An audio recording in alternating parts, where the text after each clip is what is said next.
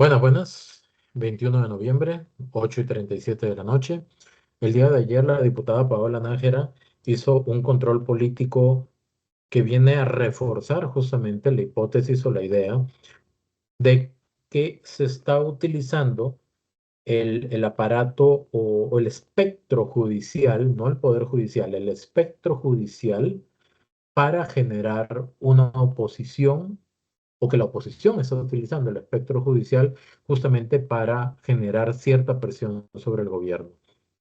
La diputada Paola Nájera ha ido adquiriendo recientemente un papel muy importante justamente en este tipo de denuncias y sería importante revisar lo que tiene que decir porque definitivamente esto es concluyente sobre lo que muchas personas vienen percibiendo desde hace un tiempo.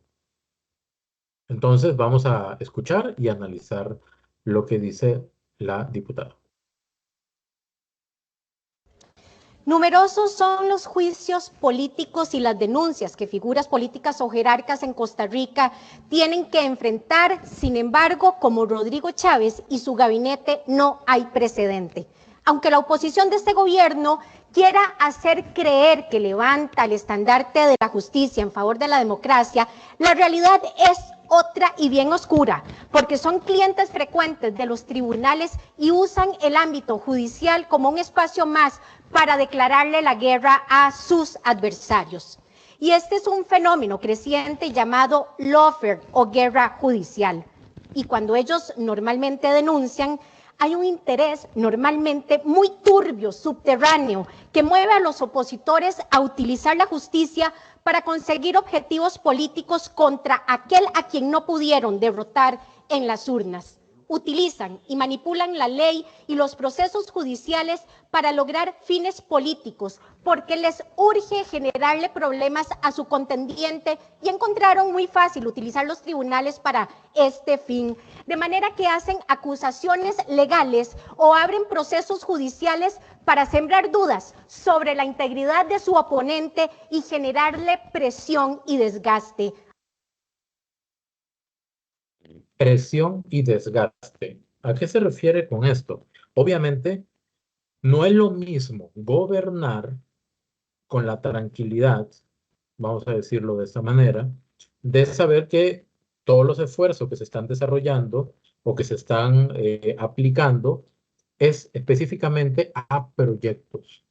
Pero si una persona gobierna o dirige un ministerio o una institución pública y le comienzan a llover demandas y algunas de ellas anónimas, y de repente algunas de ellas, de repente no, de fijo, algunas de ellas no tienen asidero legal, es decir, que no tienen un fondo y una justificación legal, eso desgasta, eso genera presión, eso consume tiempo y sobre todo consume recursos de la persona que recibe justamente esa denuncia. ¿Cómo se puede gobernar en medio de un ambiente de un bombardeo de ese tipo? ¿Ok? Y no estoy diciendo con esto que las denuncias que reciban los funcionarios públicos en este gobierno sean todas falsas o que no tengan un sentido, un fondo. No necesariamente, porque eso lo define un juez. Pero lo cierto es que de las 60 y algo, 60 denuncias que tiene, por ejemplo, el presidente, ¿ok? 7 han sido desestimadas. Es decir, no se tenían que haber puesto esas denuncias porque no tiene un sustento legal, no hay un delito. O lo que se denunció no era un delito, para decirlo de otra manera. Obviamente genera desgaste, pero ¿qué sucede? Ante la opinión pública, decir, fulanito de tal tiene 2 denuncias, fulanito tiene 10, fulanito tiene 60, lo que vemos es volumen. Y cuando vemos volumen, cuando escuchamos ese volumen de denuncias, decimos, wow, qué fatal, qué terrible, eso es inconcebible, es incorrecto. De repente lo incorrecto fue tratar de pasar cualquier disconformidad como delito y generar una denuncia que probablemente, como juez dirá, probablemente luego se va a determinar que no conllevaba o no incluía ningún tipo de delito. Ese es el tema. Es decir, utilizar el sistema legal para generar determinada presión sobre un funcionario o sobre un mandatario incluso. Y aquí vemos algunos de los titulares. Seguimos. Aunque al final las acusaciones no prosperen, porque el mérito para ellos está simplemente en perseguir e intentar manchar el nombre de su oponente. ¿Y qué mejor ejemplo que esta cascada de denuncias contra Rodrigo Chávez? De las cuales 7 ya tienen solicitud de desestimación y 9 se acumularon a expedientes que ya estaban activos porque trataban cuestiones similares, pero querían seguir acusando por lo mismo. En un comparativo con los últimos gobiernos, podemos ver que justo el presidente con más aceptación y con mejor valoración sobre su gestión es quien más causas judiciales ha recibido. Qué curioso ese dato. No empata, ¿verdad?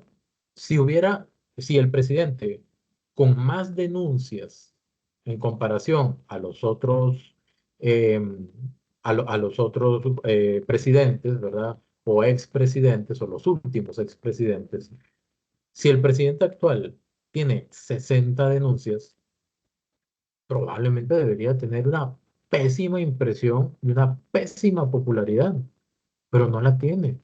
Todo lo contrario, es inversamente proporcional. Tiene la mayor cantidad de denuncias y la mayor popularidad de los últimos 4, 5, 6 presidentes, o más todavía. Y esa es una estadística de la República. Más de 2 años de gobierno y tiene, según el CIEP, 55% de popularidad. Y otras encuestas lo sitúan en más de 60%. ¿Por qué no hay coherencia en esos dos hechos? Más denuncias, pero más popularidad. ¿Qué significa eso?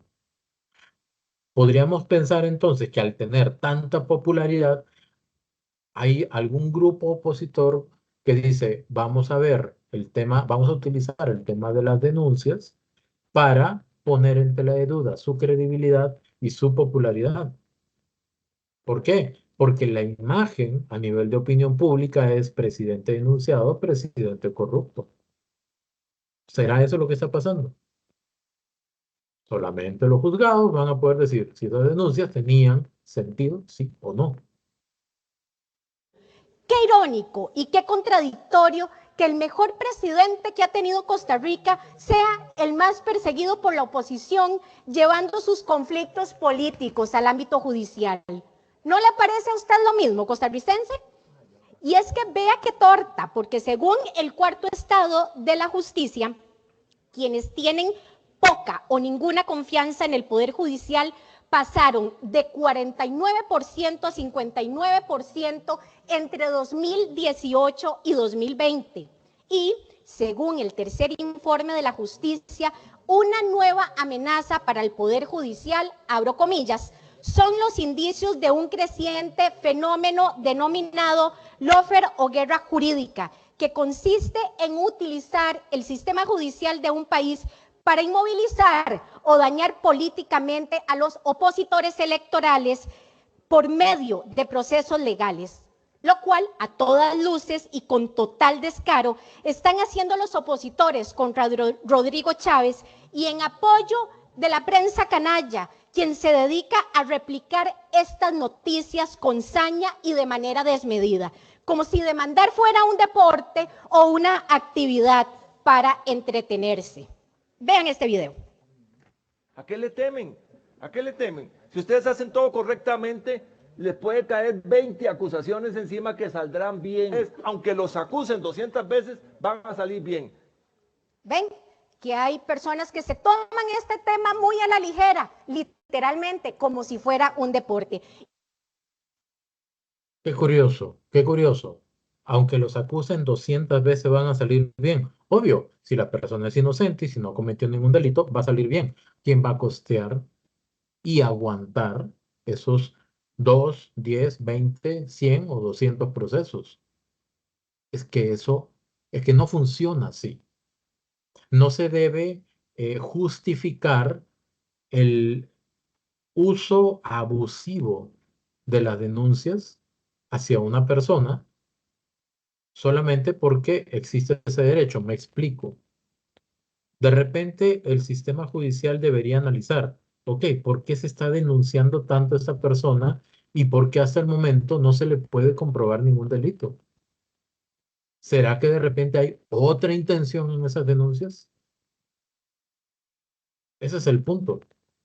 Obviamente, también si la prensa dice y repite y repite de que hay tantas denuncias para el presidente, tantas denuncias para el presidente, algunas personas llegarán a entender por un tema de repetición que el presidente, si tiene tantas denuncias, es por algo.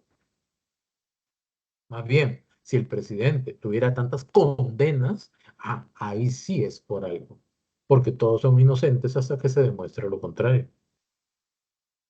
Y dice el cuarto informe de la justicia que hay indicios de que la judicialización de la política puede estar influyendo en la disminución de la confianza ciudadana en el Poder Judicial. El siguiente video.